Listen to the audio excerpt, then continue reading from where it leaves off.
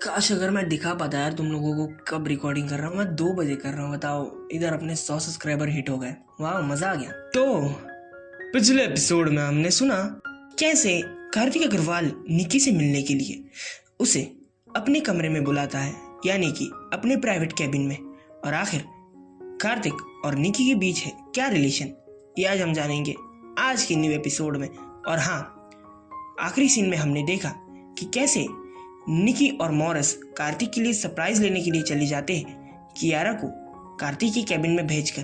अब आगे कियारा निकी के कहने पर जैसे ही कैबिन में पहुंचती है वैसे उसे कोई पीछे से टाइटली हग कर लेता है। ऐसा होते ही कियारा की दिल की धड़कनें बढ़ने लगती है।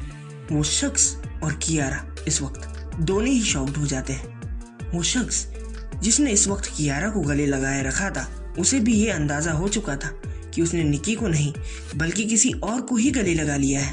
तभी कियारा जैसे ही पीछे मुड़ती है वो अपने सामने खड़े शख्स को देखकर हैरान रह जाती है। वो शख्स और कोई नहीं बल्कि कार्तिक अग्रवाल था। वही कार्तिक अग्रवाल जिसके पीछे हजारों लड़कियां दीवानी थी।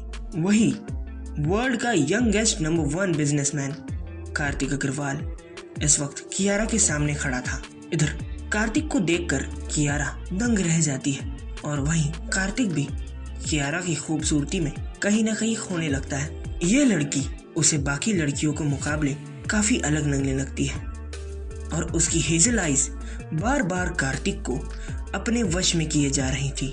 कियारा भी अपने सामने खड़े कार्तिक के चाम में कहीं ना कहीं खोने से लगी थी। कुछ पल बीतने के बाद भी दोनों यूं ही एक दूसरे को निहारे जा रहे थे, पर तभी ऑफिस के बाहर से कियारा को कुछ आवाजें सुनाई देने लगती है जिससे कि वो अपने सेंसेस में आ जाती है। कियारा को तो ये सब समझ ही नहीं आया था कि आखिर ये सब हुआ क्या और कैसे। और फिर इसी के चलते कियारा कार्तिक को एक जोरदार चांटा लगा देती है। उस चांटे की आवाज पूरे कैबिन में गूंज जाती है।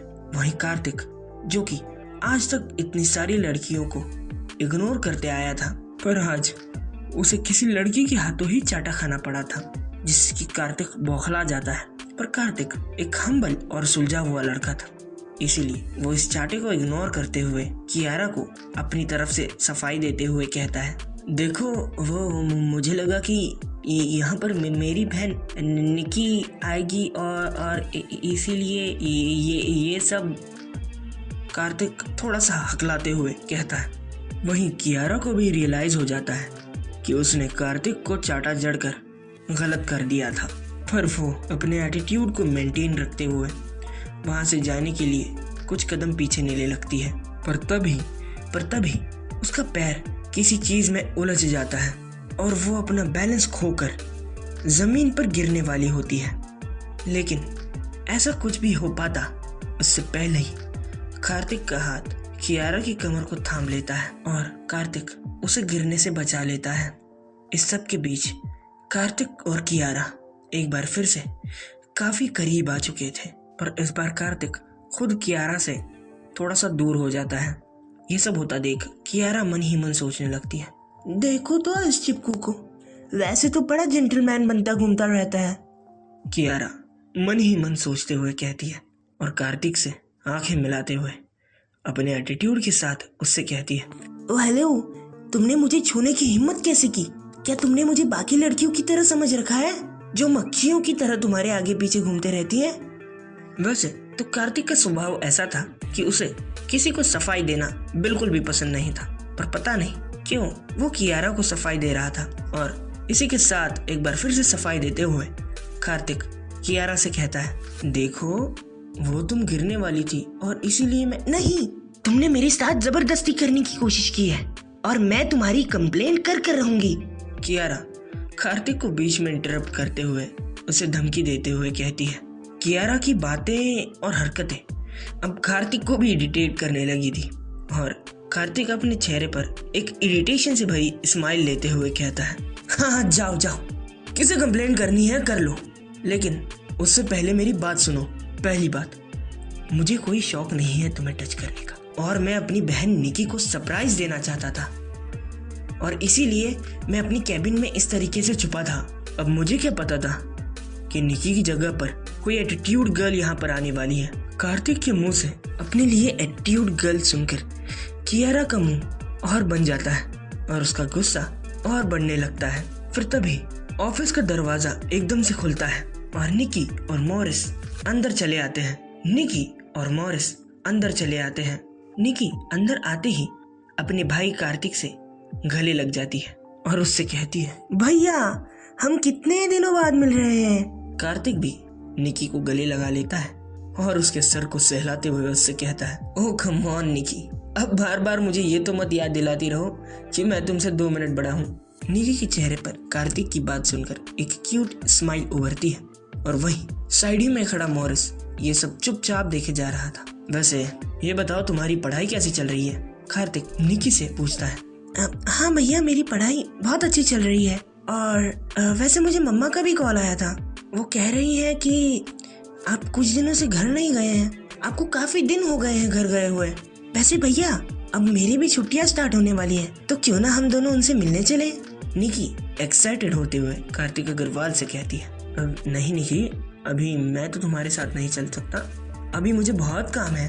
कार्तिक निकी से कहता है और आगे के शब्द कहते हुए उसके एक्सप्रेशंस थोड़ी सख्त नजर आने लगते हैं। और वैसे भी वो इंस्टा मिलीनियर तो मुझे कुछ समझते ही नहीं है, या फिर वो समझना ही नहीं चाहते हैं। खैर तुम ऐसे पराये लोगों के सामने अपनी परिवार की बातें कैसे कर सकती हो? कार्तिक कियारा को चिढ़ाने के अंदाज से और उसकी इंसल्ट करते हुए निकी से कहता है। अब कियारा के लिए इससे ज्यादा इंसल्ट को बर्दाश्त करना हद से पार हो चुका था और इससे पहले कि वो कार्तिक को कुछ भी बोल पाती, निकी मामले को संभालते हुए उससे कहती है, कियारा ये ऐसे ही मजाकिया है, ये मेरे भैया कार्तिक अग्रवाल हैं जो कि मुझसे सिर्फ 2 मिनट बड़े हैं, और भैया ये मेरी बेस्ट फ्रेंड कियारा है। वैसे आप दोनों तो एक दूसरे से मिल ही चुके हो। निकी कियारा और कार्तिक का एक दूसरे से इंट्रो कराते हुए उनसे कहती है और निकी का मिल ही चुके हो सुनकर कियारा और कार्तिक को कुछ समय पहले का पल याद आने लगता है। पर कार्तिक छोटी छोटी चीजों को दिल से लगाने वाला इंसान नहीं था। आखिर ऐसे ही थोड़ी वो बना था वर्ल्ड का यंगेस्ट बिजनेसमैन नंबर 1। हाँ, और फिर वो कियारा की तरफ हैंडशेक करने के लिए अपना हाथ बढ़ाता है, पर कियारा अपने हाथ को पीछे ही रखती है और वो उससे हाथ नहीं मिलाती है। कार्तिक को इस वक्त काफ़ी एम्बैरेस्ड फील हो रहा था, पर वो इसे अपने फेस पर नहीं आने देता है और सिंपली अपना हाथ पीछे खींच लेता है। तो दोस्तों क्या लगता है आपको, क्या मोड़ लेगी कार्तिक और कियारा की ये कहानी? क्या बदल पाएगा कियारा का यह नेचर, या फिर कार्तिक और कियारा का मिलना था बस एक कोइंसिडेंस?